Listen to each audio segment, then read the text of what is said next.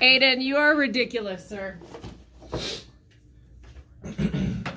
All right. There we go. Chad, are you prepared for the show? Okay, just a little bit more, and I think we're perfect here. Haley, you got a minute. I got a whole minute? You got a full minute. That is so much time. I got all the time in the world.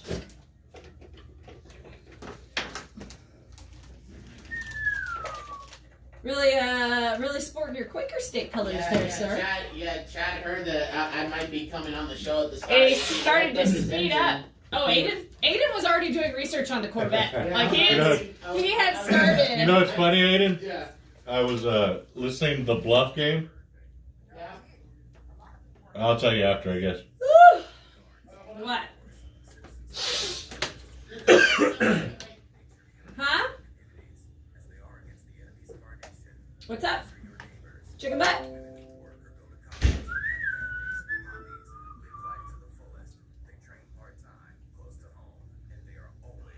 You're gonna lose a co-host. You keep giving me a hard time. What'd you say? I said, you're gonna lose a co-host if you keep giving me a hard time. Why don't you just show up on time? I'm on time. I love that you're also like, I'm gonna call. Like that doesn't help I anybody. just said run a long break. Why don't you just be on time? I am on time. Coastal A's and Rods. What else did I need to talk about today?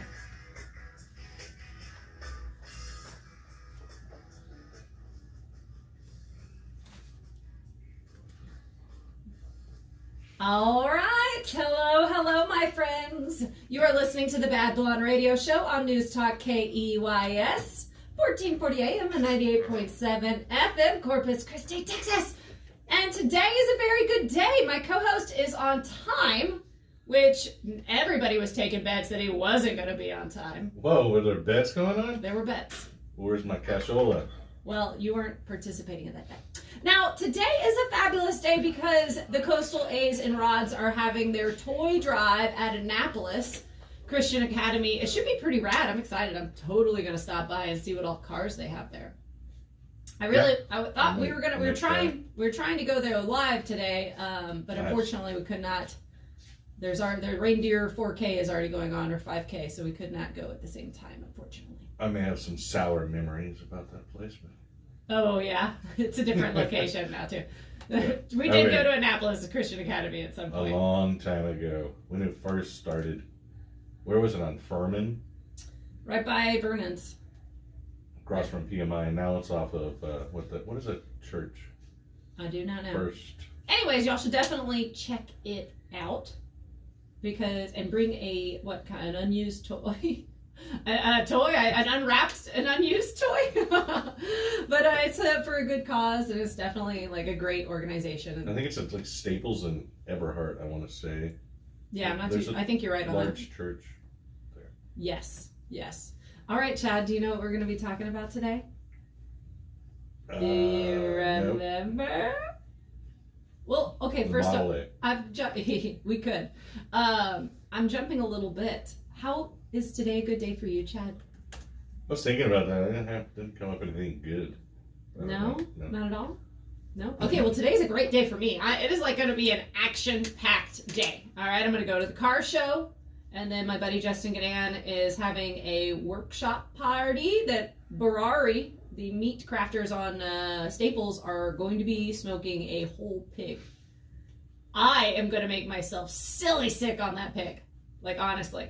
And then, after that, we have the Illuminated Boat Parade going on downtown, brought to you by the DMV, and I cannot wait to check that out. I've actually never watched the boat parade in person, so I am going to have a very busy day. I'm going to need to sneak a nap in there somehow. Sounds like it. I know. All right.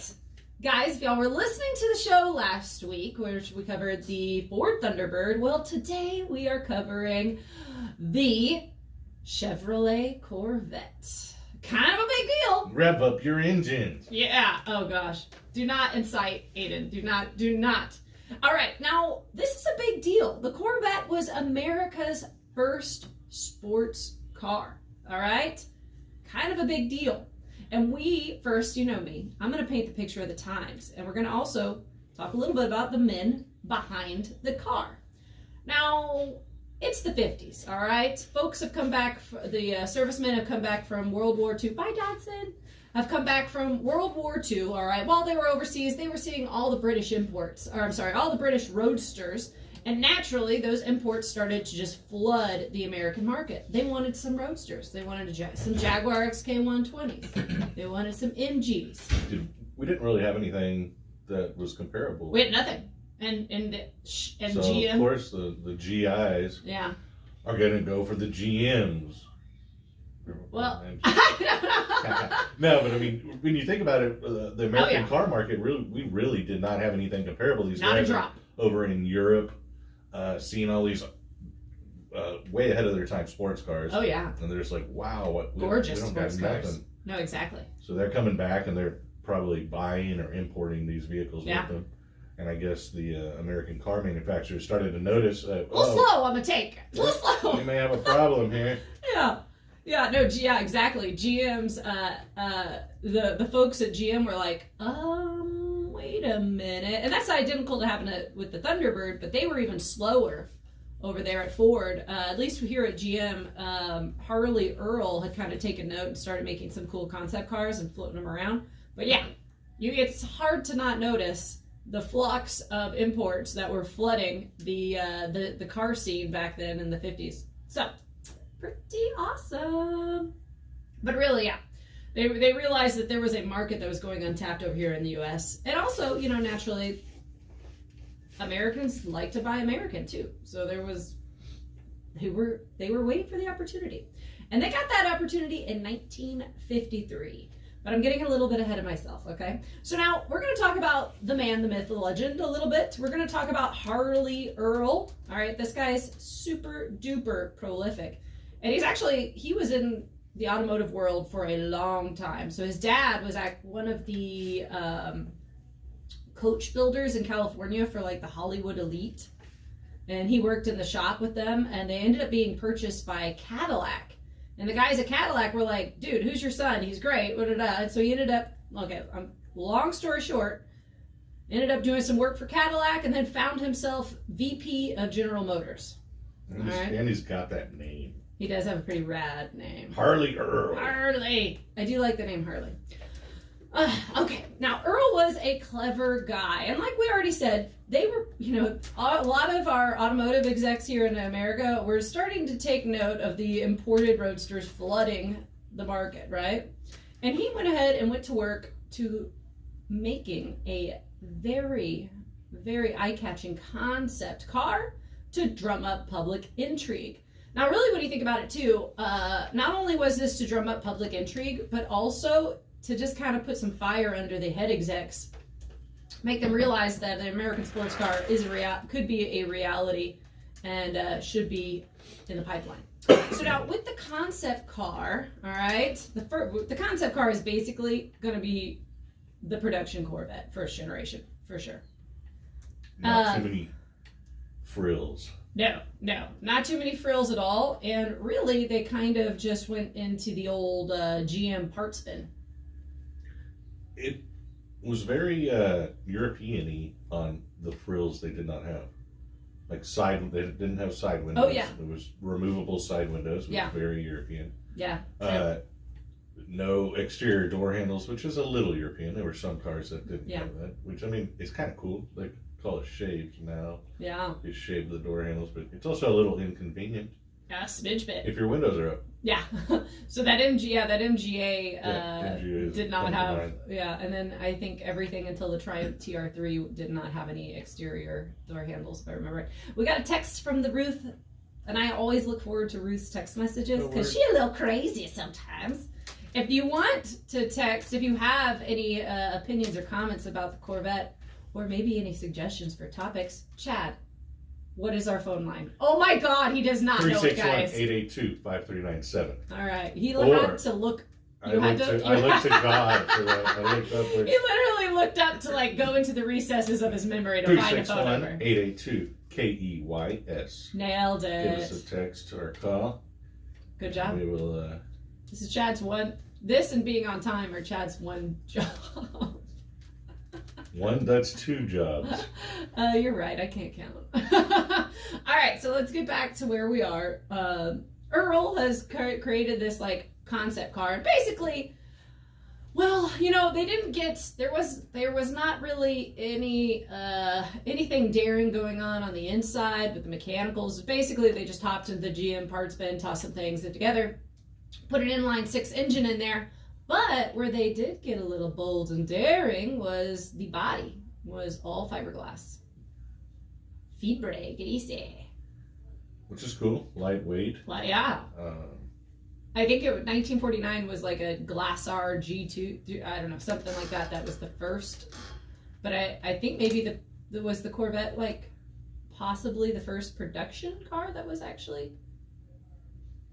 We'll have to. If anybody would like to argue we'll have to about fact check. with that point, why don't you go ahead and get us a text at 361. Oh, I know. That's okay.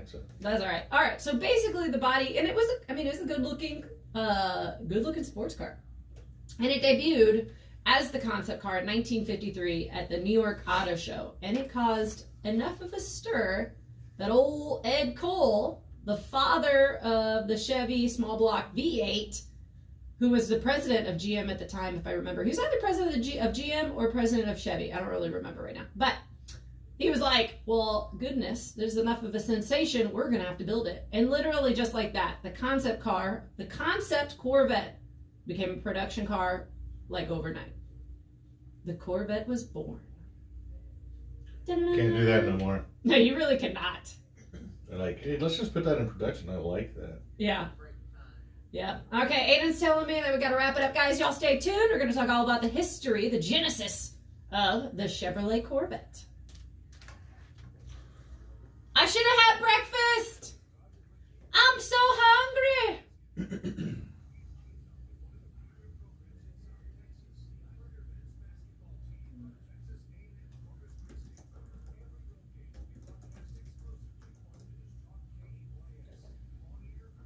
Hey, give me some of that. Give me some of that. Literally, just give me a sip. Stinks. Oh, I did actually spill some. I just love that Datsun.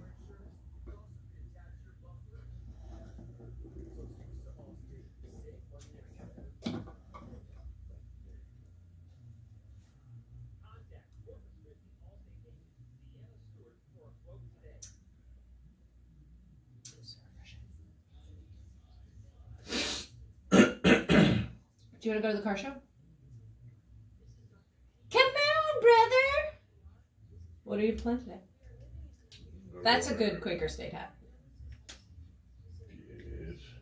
I'm gonna drink. I need it more. Get your own. Maybe if you weren't here early, you could buy your own drink.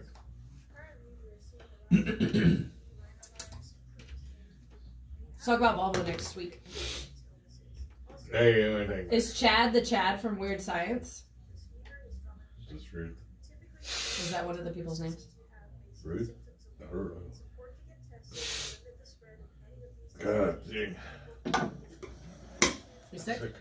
No, in the morning, like allergies. Yeah, I know. Took my I woke up with a sore allergy throat. pill. Now I feel fine, but... Oh, I take an allergy pill only before this show to try not to get Mm-hmm. But it doesn't seem to do much.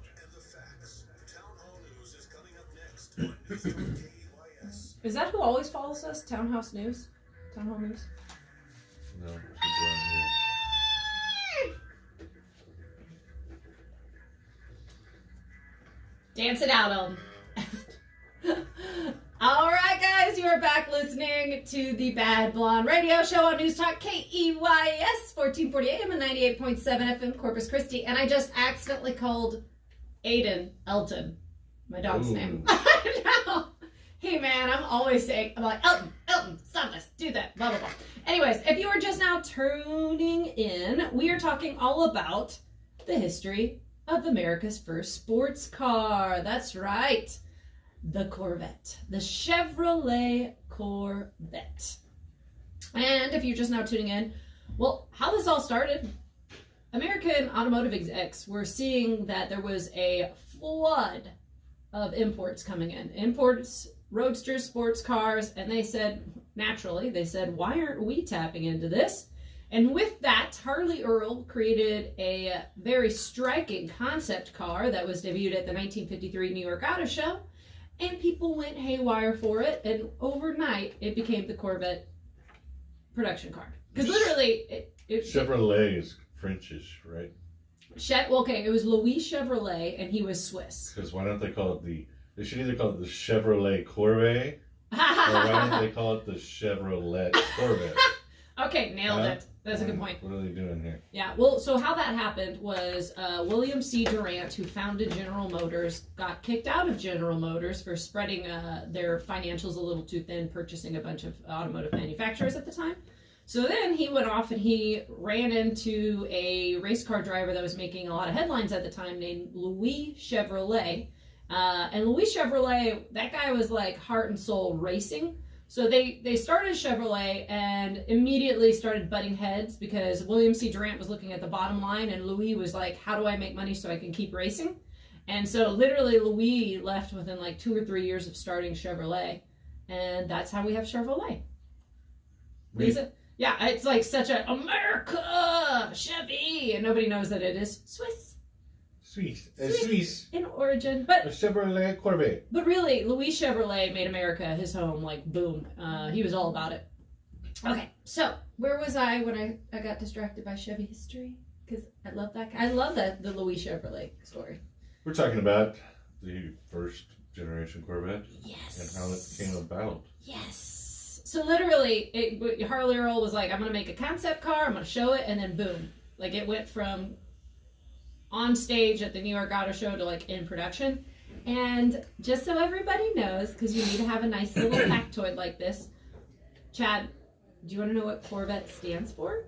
You might already know. It was named. Hey! Victoria Valentine. It was named after. We're going to see everybody that walks through the door here at 1440 Keys. Corvette was named after a U.S. Destroyer. Yes. It's a small, fast warship.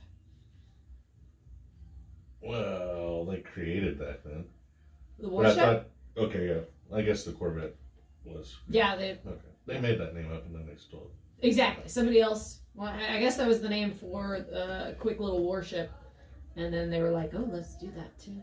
So the Corvette hit dealerships in 1953, and it was the first true American sports car.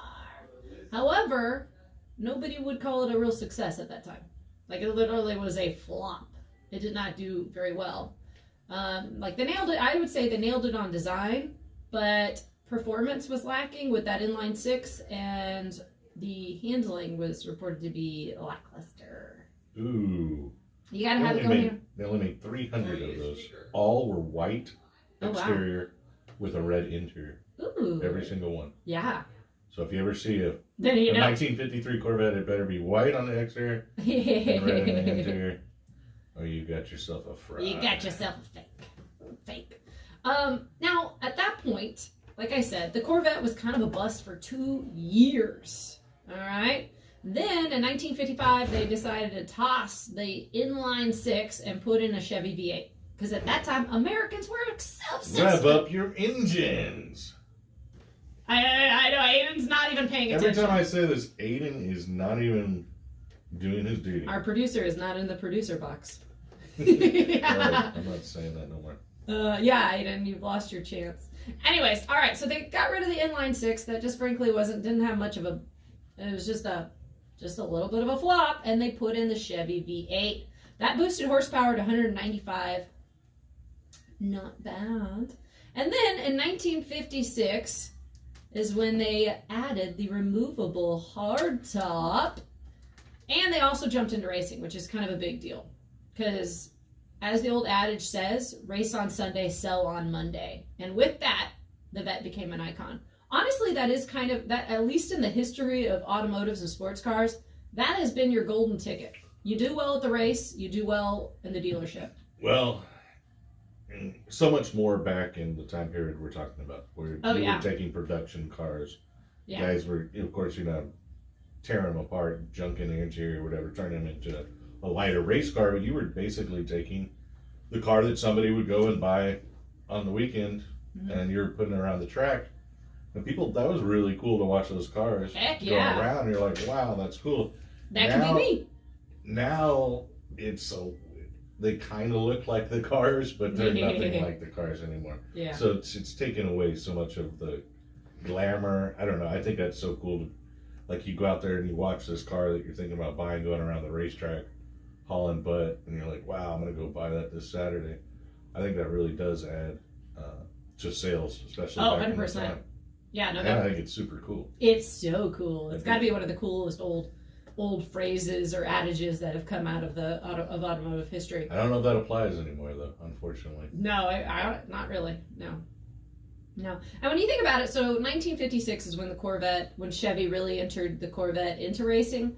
And think about the cars that they were racing against. The XK120 was produced from 1948 to 1954, so you had some 120s out there. You had Aston Martins, Ferrari, and Porsche. yeah, all of them. I mean, sometimes I'll get like stuck like in a rabbit hole of watching old scenes from old races, and you see these amazing cars just hauling, and you're like, oh my god! Different times. Yeah, Different so times. you're talking about in June 26, 1960, although this was a highly modified Corvette, but became the first American car to win the 24 hours Le Mans. No, I did not even know that. Yeah, you didn't know that? Dang! Chad did his research. Wow, I'm glad somebody did some research. Somebody showed up. Why don't we switch seats, and I'll talk in a high-pitched, annoying voice. No, yeah, so they That did. is no lie. I do not know how I'm on the radio because I do not have a voice for radio. Yeah, the first American car to win the 24 hours of Le Mans. 1960 in is the that what you said? GT class, of course. Yeah. 1960, beating Jaguars, Ferraris, Porsches. Had John Finch and Bob Grossman at the wheel. Grossman. And That's it very made, special. It made the Corvette the talk of the global sports car community. That's a big deal. Yeah, it was, because they were kind of the newbie on the scene, and to go out and win, Hot diggity everybody dog. took some notice. That is so true. Like you do. That is race on Sunday, sell on Monday. Yes, right. All right. Okay, so it's around this time too that Zora Arkov-Duntov, who is considered the father of the Corvette, well, he enters the fold as a young engineer at General Motors. All right, and Zora is immediately fascinated by the Corvette. He actually saw it back in 1953 at the New York Auto Show. And honestly, Zora is so fascinating that we could do a whole radio show on this dude. Hands down. He escaped the Russian Revolution.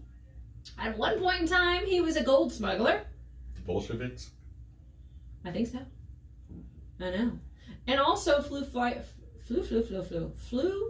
planes for the French Air Force. Yeah. I mean, honest, so I would say with Zora, Harley Earl, and Ed Cole, and then at one point we're going to mention Bill Mitchell, the prolific designer on here too. All of these guys could frankly take up more than a whole hour just on a show on all of their successes and achievements. Okay. Anyways, we'll get back to what we're saying. So it's 1963, and the second generation, the C2, is introduced. And this is introduced as the Stingray model, all right? And the fiberglass is continued. The fiberglass body is continued. It is, though, I mean, I think the C2 is very attractive. The second generation, very attractive. Yes, definitely. Yeah. Probably one of my favorite looking Corvettes. Yeah, I would say so, too. It also was the first one that had an independent rear suspension, which is pretty advanced for its time. Yeah. And during the 63 model was the one with the split rear windows. Yes. Which is very coveted now. Yes. Because that was just 1 year. It was 1963, right? Yeah, that was it. Yeah. So it's funny, though. So, like, that's such a sensational year for the Corvette because of that split. Oh! Apparently, we've already run out of time.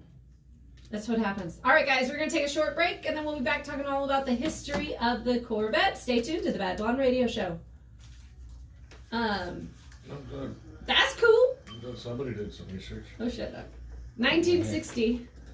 Yeah, they won 24 hours of Le Mans GT class.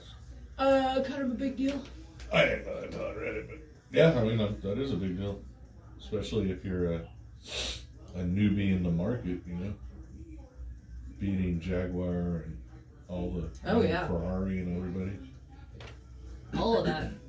That's only 7 years after. Although, this is the GT class, so it's cars like that, you know, not the GT40s and stuff like that. True. Rev up your engines! Give me some of that. No. Give me more of that. No. Yeah.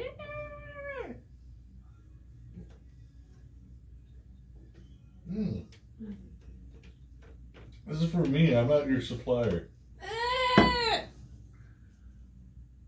Oh. All right. What's that? Have a little stuff. Thank you very much. Thank you very much.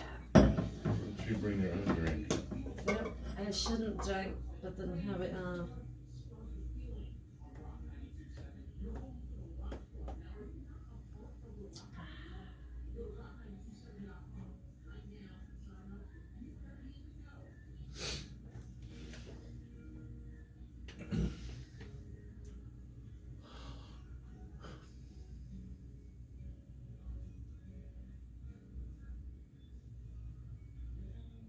I don't drink it all.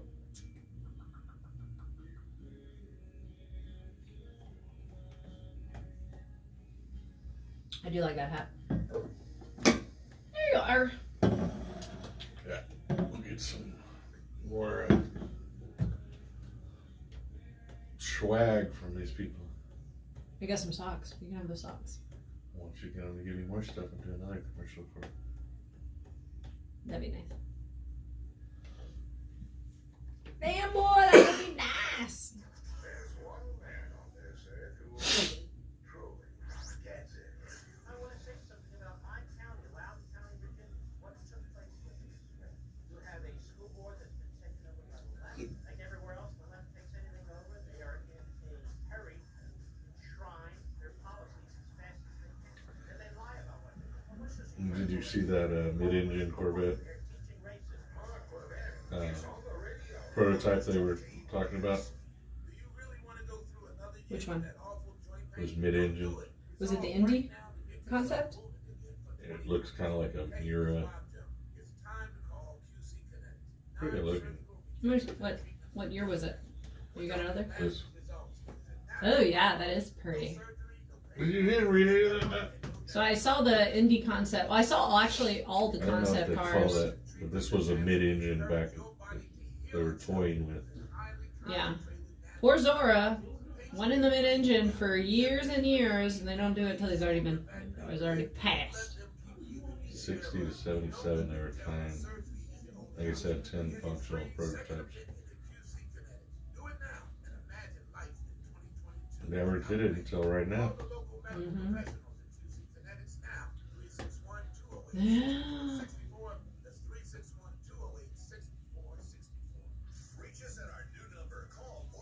Dum, dum, dum, dum, dum, dum.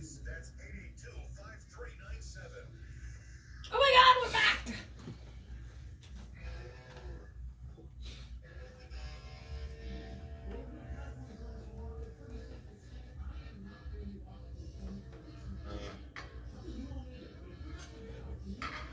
All right, my friends. You are back listening to the Bad Blonde Radio Show on News Talk KEYS 1440 AM and 98.7 FM, Corpus Christi, Texas. And if you're just now tuning in, well, good news. We're talking all about the history of America's first sports car, the Chevrolet Corvette. Da-da-da-da-da. Rev up your engines. Oh my God! Look at how happy Aiden is. We're not making this a thing. And if you have a Corvette story, or any input on Corvettes or whatever, Yeah. why don't you give us a text, 361-882-5397. Look at you. 361-882-KEYS. Look at Let you. us know what you think. Good or job, give us Chad. a story.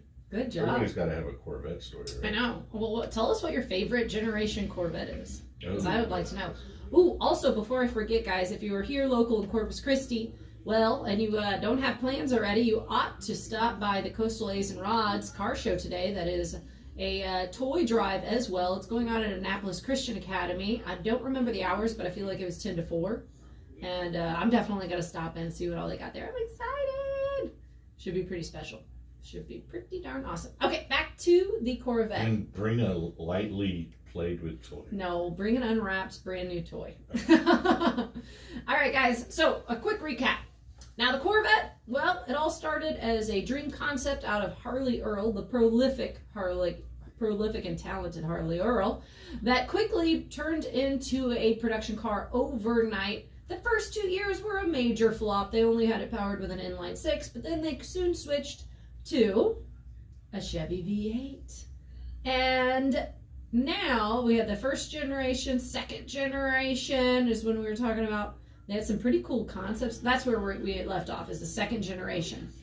Now, the second generation was overall smaller than the first, and as we kind of already hit on, 1963 was the only year for the famed split window that everybody loves. Let me go ahead and close this door. There we go.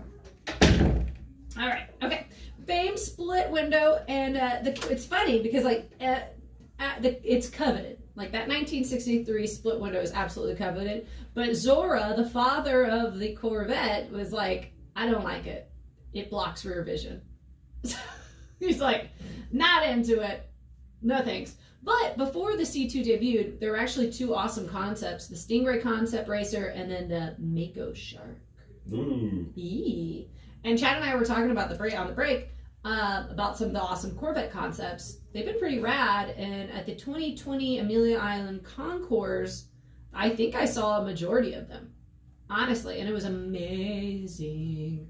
It was great. It was, I honestly, there was probably like 15 in the lineup, and super duper impressive and very special. I think I have a video of it on the Bad Blonde YouTube if you want to check it out. Yeah, Corvette had been toying with the idea of a mid-engine Corvette since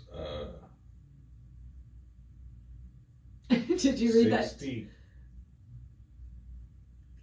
or something? Yeah, I think you're right. Yeah. And they had 10 mid-engine Corvette Concepts, yeah. concepts since then until now, which the new current Corvette is mid-engine, of course. Finally, like literally Zora, the father of the Corvette, had been begging Chevy, begging GM to give him the okay to do a mid-engine placement vehicle. I mean, because we just know by, weight distribution, etc., that is just by far the superior way of, and eventually, 2020 is when all that finally came around to it. And, like I said, Zora was the main advocate to push the Corvette mid-engine, but the execs at the time didn't think that the American population would be accepting of a mid-engine car. Why wouldn't they? I don't know. I do not know. I don't know. I mean, I guess we're a little stubborn. Yeah, I think they were like, I don't know. No, I don't. People, especially during that time period, were stuck in their ways. Yeah. And they were. So before we move on from talking about the concept cars, though, I do want to say they had a lot of prolific names working on those Corvette concepts. Peter Brock, Bill Mitchell. Those are some important names in the automotive industry. Prolific. Peter Brock, the Daytona. I noticed the C2 racing car had very Peter Brock Daytona colors. Yeah, The right. blue and the white. That is very him. That is Super 100%. iconic. So really, the C2, the second generation, boomed. It was a total win for Chevy in the sales department. It sold 50% more units than the previous model. And it didn't hurt that it was also cranking out like 500 horsepower. That's how you get people to buy it. That's it. So then in 1968, we would have the C3, the third generation, would be introduced, and that would go on to be the longest running and the best-selling Corvette in history, with a record-breaking 30,000 Vettes sold that year. Boom. Yeah, we got a text message on our text line And I believe it's probably our producer, Aiden. Aiden, what's your cell phone number? Go ahead and tell it to us on air. Yeah, that is totally Aiden that just texted that. Guys, if you have any comments or suggestions or questions, or tell us what your favorite generation Corvette is. I'm not sure I know which one mine is. George has a good one. You can read George's Corvette. Oh, I didn't see George. Okay, let's see. What'd you say? Ooh, all right. Good morning to you too, George. George says, on the East Coast in the 70s, we had a quarter-mile old road that I used to go watch on Friday night with all kinds of street cars. A few of the guys had smaller, cooler underhood and gas lines that would go through it. Before the race, I remember this guy had a 67 Corvette and would throw ice in that fuel line cooler. He said it would improve his horsepower. He won a lot. I love that. I bet those were awesome Friday nights. I'm not sure on the fuel line coolers, although some of the earlier engine designs, when the engines got real hot, the fuel would actually evaporate from the fuel lines. Uh-huh. And maybe he was trying to fight the evaporation. They started to learn that and route fuel lines a little differently away from the exhaust and the heat, because you'd actually get, I think, vapor lock. Wow. Could happen. So cool maybe story. That's what he was doing. Thanks, George. Yeah, I know. Thanks. Rock on to you too, George. I love a text message with a good story. I appreciate that. All right, so we're talking about the third generation C3. All right, it was the record-breaking sales that Chevy definitely wanted. All right, produced from and then also the longest running production, 1968 to 1982. And then what do we jump into? And then in the 80s, with the fourth generation, Chevy decided to completely redesign the Corvette, which is great, because I feel like a lot of times that is not, the bean counters in the automotive industry are like, no, just pull from the already existing parts bin. And it was at this time, and we've already talked about the mid-engine a lot, but it was at this time that it really did look like Zora's dream would be fulfilled in making the Vette a mid-engine sports car.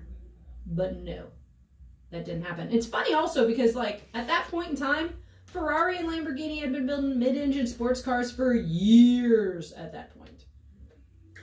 America was kind of stuck in the big V8. Exactly. Rumble, tumble. Well, that's exactly it, because they couldn't, the V8 that they were going to use wouldn't fit. And they did not want to go to V6 because they thought it would fail in the... And who are they? The Corvette, while it's a sports car or whatever, still it's not like the European cars that are still coming in. Yeah. Really, what it looks like Corvette is competition-wise is going against the Mustang. Oh yeah, for sure. American sports cars just looks like what their market started to become. Yeah. And they made the Stingray, right? Uh-huh. Mm-hmm. I don't know if I'm that big of a fan of the Stingrays. Yeah. I don't know. Yeah. So, yeah, the third is that, the third generation, I mean, clearly a lot of other people were big fans of that. Huh. I mean, yeah, I don't know. Maybe I should. It's a specific body type.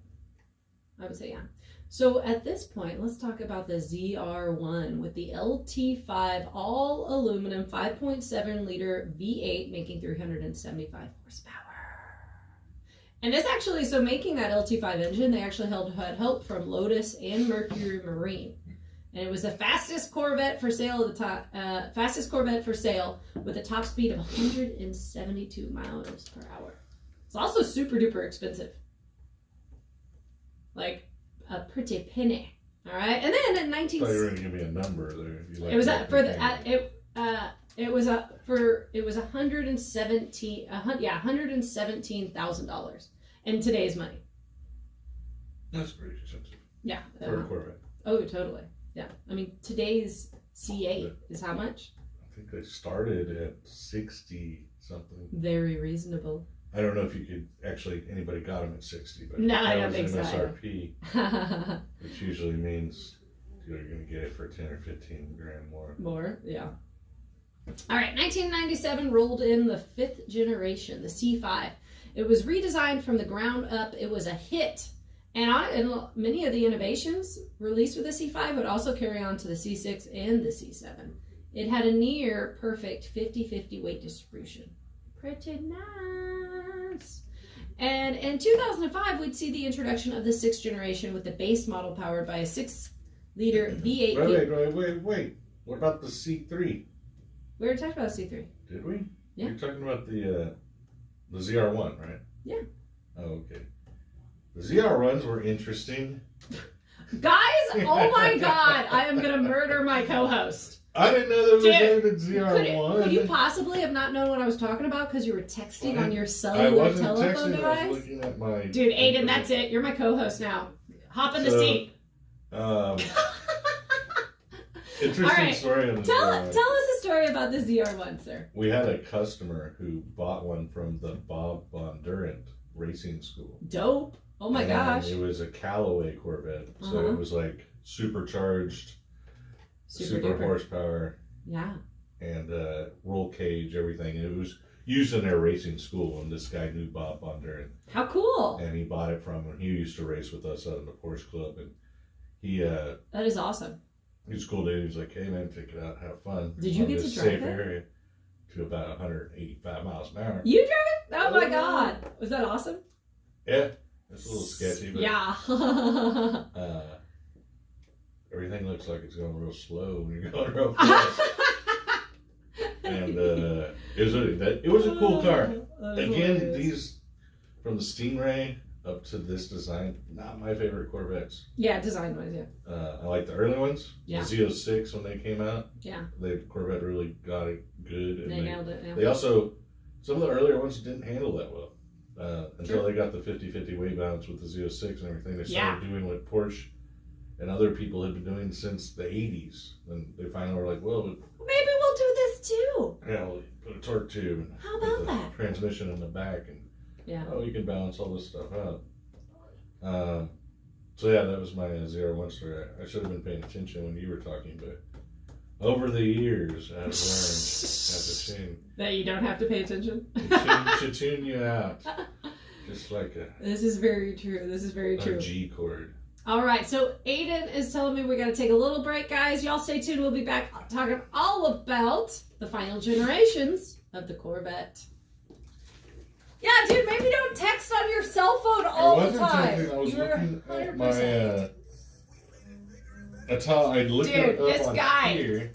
Can y'all get photos on the text line? I don't know. I think we can, yeah. It's not a Scotty Kilmer. It's not Scotty Kilmer. It's a Corvette that I Did Scotty Kilmer text? Somebody texted in about Scotty Kilmer. He didn't do remember anything. what. I don't either, but I'm gonna block his number. What in the world is happening here? You're going to have to reply to Ruth because I don't know what that means. Captain America Corvette. I don't know what model it is. Y'all probably would know by seeing it. But.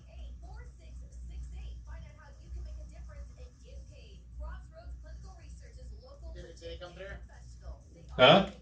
Did the text come through or no? I don't know what Ruth is saying. Oh, Ruth's awesome. We have your name now, Aiden. Oh, I'm named something else? Oh, you renamed me? They're now apparently Aiden Dutyhead. Yeah, that's the new Corvette. Was that here in Corpus? That was in Houston. It was in the Scotty Kilmer video, but I thought it was really cool. You fucking love Scotty Kilmer. No, but I liked the vehicle. I like how it looked, like the Captain America. It was actually. But that's not. That was just. That's somebody who lives in Houston, though. I'm hungry. I typed it. Yeah, gross. It's okay. Y'all can block me. I can just log into the zip and unblock myself. It's all cool. Aiden, I put you down as Aiden Dutyhead. That's awesome.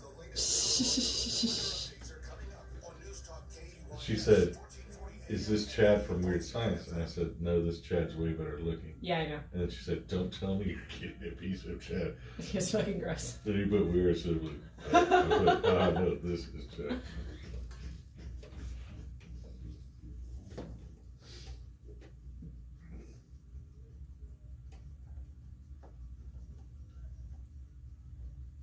All right, hello, my friends, you are back listening to the Bad Blonde Radio Show on News Talk KEYS 1440 AM and 98.7 FM, Corpus Christi, Texas.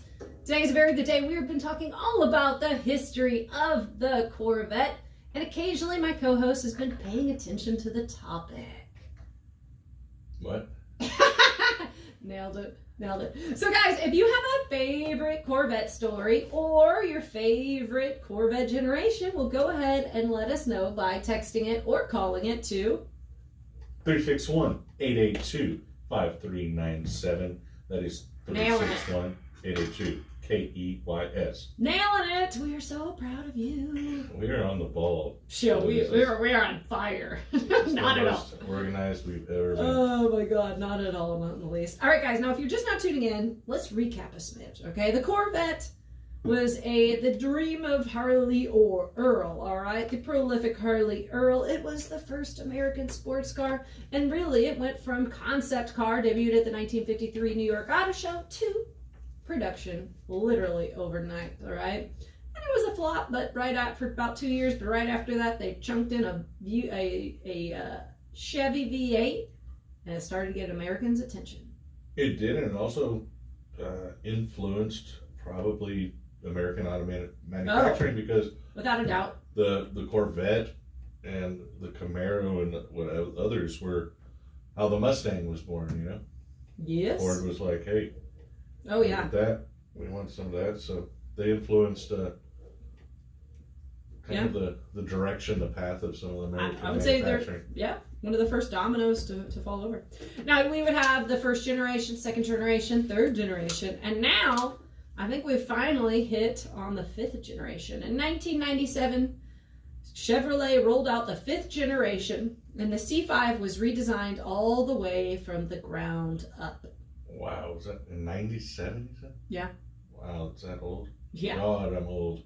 Yeah, you are. Jeez. Yeah, cobwebs. And so that was kind of a big deal because they redesigned it from the ground up. All right, and this was finally, as Chad had pointed out, this was finally when they went with a 50-50 weight distribution, which gave them, excellent handling. All right, and a lot of the innovations with the C5 would carry on to the C6 and the C7. And why it's a big deal that it was redesigned from the ground up? Because that's not really what a lot of manufacturers like to do. It saves them money when they pull into when they pull from what they already have, all of their, from their parts, etc. Yeah, but I'm glad they did because they did make a much more refined product, a much better handling product. This kind of saw Corvette get back into Le Mans racing also, where they were kicking some butt. They were running. Taking names. Yeah, winning Le Mans and everything in the GT class again with this new redesign, and it was a really good looking car. Nice. And then in 05, we would see the introduction of the sixth generation, the C6, and with a base model powered by a 6-liter V8 capable of 400 horsepower. Boom, boom. And then following that year, we would feature the small block V8 that would crank up about 505 horsepower. How about that? Still running push rods too, which they on the original engine that was push rod engine. So interesting. Yeah. Chevrolet has kept that push rod design. They ain't improved budget. it, but it is interesting. They haven't got overhead cams or anything. Yeah, for sure. And then 4 years later, Chevy brought the ZR1 back again with a 6.2-liter supercharged V8 that reached up to 638 horsepower. It's a lot of horses. That is a lot of horses. A lot of ponies. That really is a lot of ponies. And then we would have the C7 in 2014, bringing back the Stingray name with 465 horsepower. And also they did bring back the Z06 with a supercharged V8 with 650 horsepower. And then now we're going to talk about the exciting stuff. They finally did it. In 2020, they would finally give Zora's vision a chance. Now, guys, if we were talking about Zora substantially earlier. Zora is the father of the Corvette, all right? And he has been advocating for a mid-engine Corvette for years, all right? Years and years and years. And finally, 8 generations later, we would finally see Zora's vision fulfilled with the Corvette C8. Bum, bum, bum. It's a big deal. And also, really, I think it just brought everybody, the C8 is such a big deal. It brought everybody's, it really put Corvette back on. Brought the world together. I would say yes. I was totally kidding. No, I'm here for that. You think it did bring the world? Why is there no peace then? I don't know. What's going on in the Ukraine and everything? I know. So they have a 6.2 liter LT2 V8 engine that can put 495 horsepower out, and then the 5.5 LT6 flat plane dual overhead cam V8 with 670 horsepower. Also, I mean, and that was a very big design leap right there with the C8. It was fat. I don't know. I can't think Corvette could have knocked that more out of the ballpark. It's a good looking car. It's a darn good looking car. It kind of morphs into the way every new car kind of looks to me now. It does look a little bit similar to all the other I can't blame Corvette because I guess that's just how aerodynamics work. Yeah. Every new car kind of, they put them in a wind tunnel. They have all the engineering. They know aerodynamics much better now than they did in the 80s. So how much does aerodynamics clearly dictates a lot of how the sports cars are designed. And I see some of the newer ones like McLaren and Corvette and even Ferrari and everything are all starting to meld together. It's hard to differentiate one from another almost because I think the aerodynamics has just dictated that. I would agree. Which kind of, to me, sucks. Oh, yeah. Well, because I don't like when I'm like, what is that? It looks like a McLaren. It looks like a Corvette. It looks like a Ferrari. It's that one. Yeah. I want something that's like, hey. It looked a lot. No, that's so true because I was just thinking. When I was at the F1 race in Austin. Me and the Uber guy was taking some back roads to get to the race, and I could see through the traffic. I could see the back end of a car, and I was like, "What the heck is that?" It's either is that a new Corvette? Is that a McLaren? Is that all I could see was the back? Yeah. Lamborghini, which one? Because they're all looking the same. It was one of the new Acura NSXs. Oh. And it had freaking Max Verstappen riding in the passenger seat. Oh, thanks for stopping. Oh, I lost my marbles. So when we finally got close, first of all, I was paying attention to trying to identify the vehicle. Second, then I realized it had the Red Bull Racing insignia and livery all over it. So then I was like, wait a minute, that is a very defined like chin and like eyebrows. I was all, oh my God, it's Max Verstappen. So then I tell the Uber driver to start honking his horn, and I roll down the passenger window, and I am just like waving my hands at Max Verstappen. I'm like, oh my God. And it's a 2-lane road. They're going the opposite direction. So like the driver looks at me and Verstappen is like, I'm not going to look up. And I'm just like waving my like half out of the back seat of like a Subaru, just like screaming at Max Verstappen. And that was a good time. But I could not, initially by just looking at the back end, it was difficult to identify. Yeah, unfortunately they're all, like I said, the wind tunnels, the aerodynamics are dictating how these cars are looking, and they're all going to end up looking just the same at some point. So yeah, I'll keep to my old classics that I can go, hey, I know what that one is. Yeah, very distinct look. Horrible aerodynamics, but you know what? I like it.